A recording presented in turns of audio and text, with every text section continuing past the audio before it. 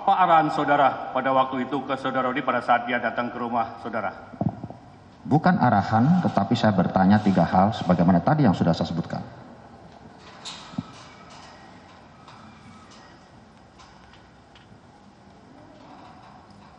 Saya lompat ke tanggal 4 Oktober. Apakah saudara pernah ke Bali di tanggal itu? Tanggal 5. Tanggal 4 Oktober 22. Tanggal 5, Pak. Tanggal 5. Ya. Kalau tanggal 4 saya nggak pernah. Tanggal 5. Ada ketemu dengan saudara Dodi di sana? Bertemu, tapi dia dalam jarak yang agak jauh. Karena yang menjemput saya, yang melekat saya adalah Brigjen Pol Awang Joko, kemudian Kombes Pol Suratapinem, pengawal saya dan ajudan saya. Saudara Dodi bisa tempat atau jalannya sendiri dengan Kors Pripim, itu yang saya tahu. Nggak ada dilaporkan oleh saudara Dodi mengenai cerita harga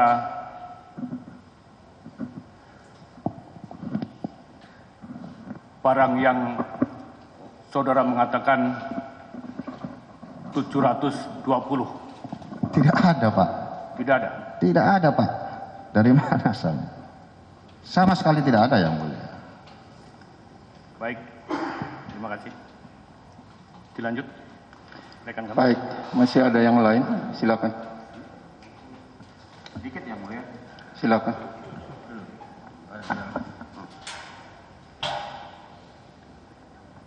Terima kasih majelis. Saudara terdakwa, mungkin saya akan lompat-lompat juga. Tadi sempat saudara jelaskan kepada majelis hakim bahwasanya akan ada penjebakan terhadap Linda. Benar? Betul? Apakah saudara ada menerbitkan surat perintah?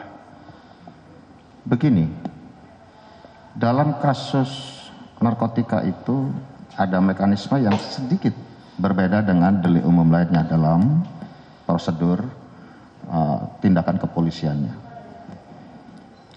Diawali dari lidik awal dulu, jadi penyelidikan pendahuluan, kemudian penyelidik setelah melakukan penyelidikan pendahuluan wajib membuat laporan informasi. Laporan informasi disajikan kepada pimpinan, lalu dikaji. Jika memenuhi syarat untuk dijadikan atau diberikan tindakan kepolisian, baru diterbitkan surat perintah penyelidikan. Nah, jadi yang mengajukan itu bawahan, Pak, bukan dari atas. Kemudian setelah penyelidik melakukan penyelidikan sesuai dengan sprint penyelidikan tadi, penyelidik wajib membuat LHP, laporan hasil penyelidikan. Setelah laporan hasil penyelidikan dinilai oleh pimpinan itu layak untuk ditindak, baru diterbitkan surat perintah penangkapan, membentuk tim dan sebagainya. Nah, yang terjadi pada kasus ini, saudara Dodi pernah melakukan surveillance menghadap saya itu lebih, kalau tidak salah itu setelah upacara 5 Juli. Setelah upacara 5 Juli,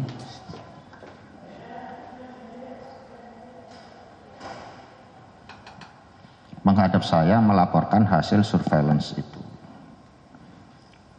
Kemudian saudara Dodi saya tawarkan, saya panggil direktur narkoba ya Mas, tidak perlu jenderal, ini kan masih lidik awal. Jadi kata-kata lidik awal ini saya baru dengar dari saudara Dodi. Jangan lupa Mas, nanti didampingi anggota. Siap jenderal, kami punya tim. Kemudian yang ketiga saya juga wanti-wanti, coba pakai semacam equipment atau device untuk merekam dan sebagainya. Dia bilang punya. Dia cerita pakai kacamata hidden camera. Itu juga tidak pernah disita oleh penyidik. Dan yang keempat, jangan lupa pakai cover job. Itu yang saya katakan kepada saudara Dodi. Menurut terdakwa, selaku Kapolda Sumbar, surat perintah itu ada tenggang waktunya, ada limitatif waktunya? Selama ini di budaya Polri, misalnya siaga 1, itu perintah siaganya aja ada, pencabutannya lupa. Surat perintah juga demikian, hanya terbit surat perintah, namun penghentian atas surat perintah itu biasanya tidak ada. Terus ini terkait tadi sudah sampaikan bahwasanya ada sudah seingat saya perintahkan pinjam BB dari jaksa untuk melakukan kegiatan itu. Apakah itu lazim di kepolisian seperti itu? Pernah saudara lakukan itu? Belum pernah, tetapi rencana saja kan boleh-boleh saja selama tidak ada aturan yang dilanggar sebagaimana dalam asas legalitas KUHP pasal 1 ke 1. Dalam peraturan Kapolri pun tidak ada itu? Tidak ada diatur, bahkan di Undang-Undang 35 2009 tidak ada yang mengatur atau melarang itu. Oke, selanjutnya pada saat pemusnahan barang bukti, tadi saudara sampaikan bahwasanya sama Forkopimda dan lain-lain. Itu bagaimana pada saat proses pemusnahan barang buktinya? Bisa saudara jelaskan? Kalau kapasitas saya kan waktu itu sebagai public figure yang memusnahkan secara simbolis pertama kali ya Pak ya. Jadi yang saya tahu secara teknis untuk kesiapannya itu tanggung jawab Kapolres. Yang saya lakukan hanya begitu datang beserta PJU, beserta Forkopimda, itu transit di ruangan Kapolres dahulu. Kemudian pas sesuai jam yang ditentukan 9:30, baru kita menuju tempat acara. Kemudian di situ ada sedikit seremonial, pembukaan oleh MC, kemudian sambutan oleh Wali Kota Bukit Tinggi. Setelah itu sambutan Kapolda. Selesai sambutan Kapolda dilanjutkan dengan acara pemusnahannya.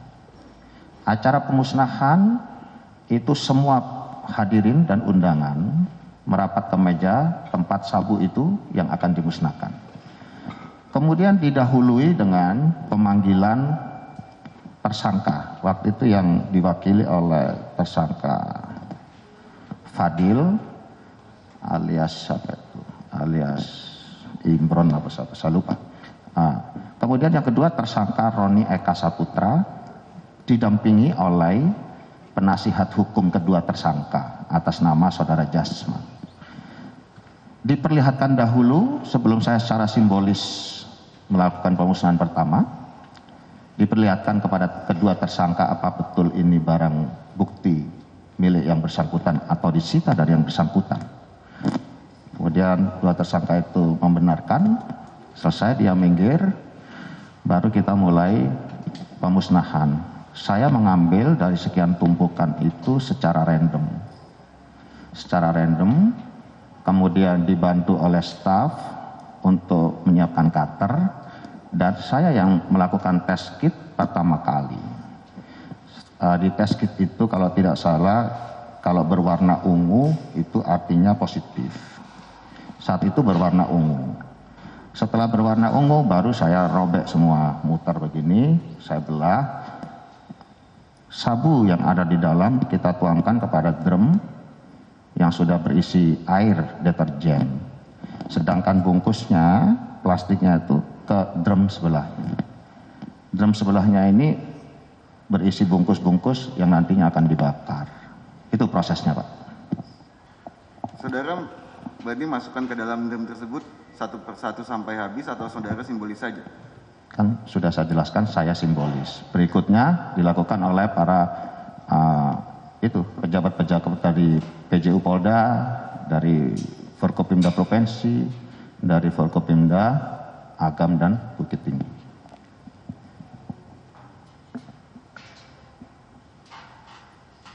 Saya menanyakan pada saat Dodi, ini nyambung lagi yang tadi, pada saat Dodi datang ke rumah saudara terdakwa, Di rumah saudara terdakwa ada siapa saja?